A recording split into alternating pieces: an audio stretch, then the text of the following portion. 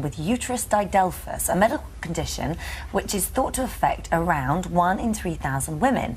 It means that she has 2 vaginas. But Hazel's condition is even more complicated, making her 1 in a million. She's here to explain, along with Dr. Dawn Harper. And we read through this morning going, no, it is extraordinary. But for you, growing up, when you were little, you didn't spot it, and neither did your mum.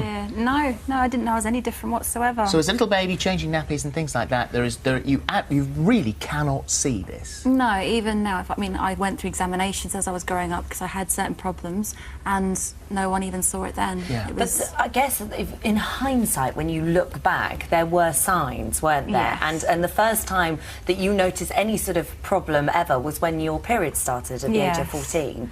That wasn't fun. That was not fun, was it? Because really, you were getting 2 separate periods. Well, we should explain. They from one side and the other. Yeah, we should explain before we get into that how you're built. Yeah. And how that works, because we've got to... Dawn, would you explain just here what this means? Interestingly, when your uterus develops, when you're a baby in the womb, it starts as 2 tubes. And the normal thing to happen would be for those tubes to fuse, and then the septum breaks down and you form 1 uterus.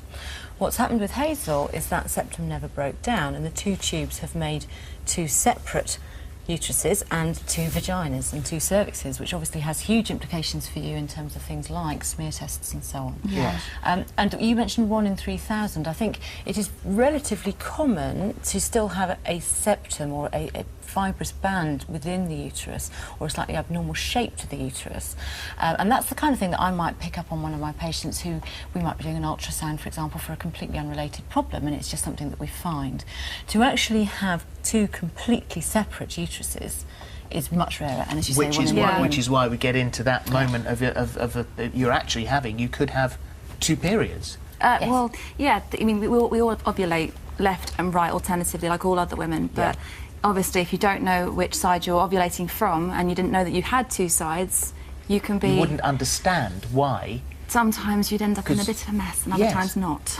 Gosh, that must... I mean, at that age, when you're just starting your period anyway, and it's all a bit confusing, it's all a bit messy, and it's all a bit horrid, it must have been terrible for you. It wasn't nice. I mean, I had friends, I'd try and explain to them having problems, and, I'd say to them, they had no idea what I was doing wrong. They looked even more confused than I did. Well, because you did ask one of your friends, didn't you? And I did. I'll get you to explain this, that you didn't... You were saying, well, which hole? My more embarrassing story, is when I actually did ask a friend. I said, do you have any problem working out which hole to put in? She thought I was putting them up my bottom.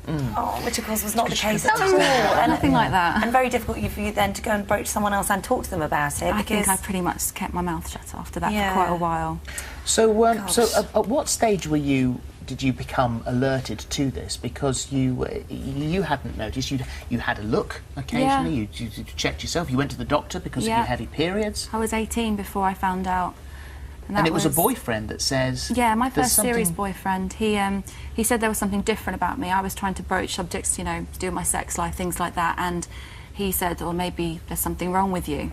He said, I've always noticed there's this thing here, and I completely freaked out and went to go and check on it. Sex hadn't been particularly pleasurable up to that point, because you have 2 vaginas. I'd say that they're 2 very separate things. I think it's perception and immaturity on the other half's part. But 2 hymen to break. Yes. So you lost your virginity twice. Yes.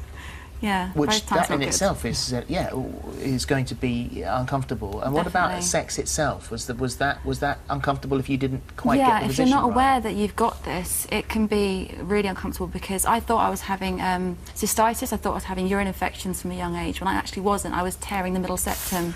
Oh, goodness. Because if you're not aware about it, I mean, it's not a problem now. I have no problems. It hasn't happened for years and years. And so you know how to deal with it and cope with it, which is knowledge is perception. Power.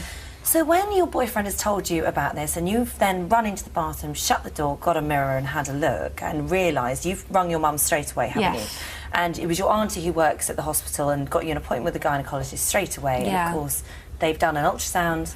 They did all the tests, and they told me within a couple of hours what it was. But the lady had such a heavy accent, I still didn't understand what she was telling me, and I just sat there in the waiting with these notes going, no idea what I've just been told. And it's a big thing to be told, because it's unusual. And and also one of those subjects that's slightly embarrassing, because you think, oh gosh, who can I talk to this about? Yeah, I can honestly say I wasn't. As soon as I found out what it was, I told everybody. I thought it was amazing.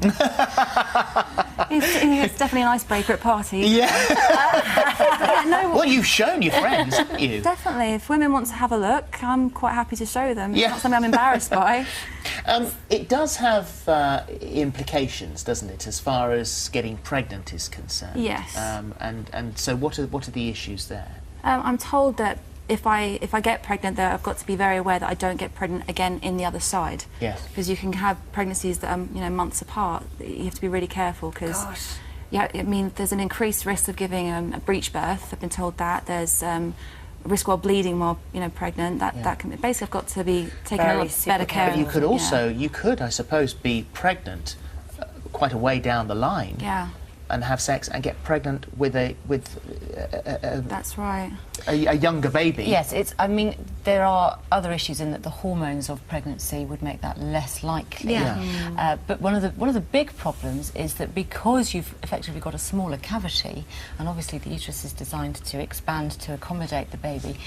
You were talking about breech births, but actually you can have all sorts of different lies of the baby. So sometimes they'll be lying slightly on their side or crossways, and so the chances of someone like you needing a caesarean section to deliver a baby would be much higher. What about, you were offered sort of surgery, weren't you? Initially I was. They offered to remove the septum, the dividing septum from the cervix, the entrance, and I refused to have the surgery. And the reason for that was there was sort of, I don't know what They have to kind of treat you like they would like a post-op transsexual, because if you have something removed from an area like that, there's a risk of healing back together. So it's like almost like a scar tissue type thing. You have to have it separated all the time, and it can be very uncomfortable and causes scar tissue there anyway. So I was like, and like you said, for you, this is something that is just so normal now, and you know how to. If I had 3 wishes, it wouldn't be on the list of things to change. No. And hysterectomy is not an issue for the second uterus. That's not until I have children, I don't see a point of Technically, that would be very difficult because they're sort of. So we don't tend to do that. Yeah. What we do sometimes do is open up so that you've got the one cavity, but you'd probably still be left with your 2 cervixes, and I think that's an issue for your smear tests and so on. Yeah. It's important that when somebody takes a smear, that they take from both, because you could be given the all clear in one cervix. And you're terribly honest about this, so I'm going to ask you now, as far as your relationships are, and you've got your long-standing boyfriend now, do you have to be careful? Is it sore, painful? Does it hurt? No, not at all, not at all. I mean, I've never entered into a relationship without explaining the difference about me anyway. Never had a bad reaction for it either. But yeah, as long as they're aware of what it is, there's no issues whatsoever. I have a great sex life now. Well, a choice. Well, yes. Yes, no kind of one for the rest of their life. My father has 2. Thank you very much indeed. I think it's so important, because there will be people who will be watching and who may be in the early stages of thinking, actually, although it's very, very limited, I may have this. And it is quite important to talk about it. Absolutely. Yeah, I think it's a good thing to have. Yeah, no, well done. Thank you very much for coming in. It's absolutely fascinating. Thank you.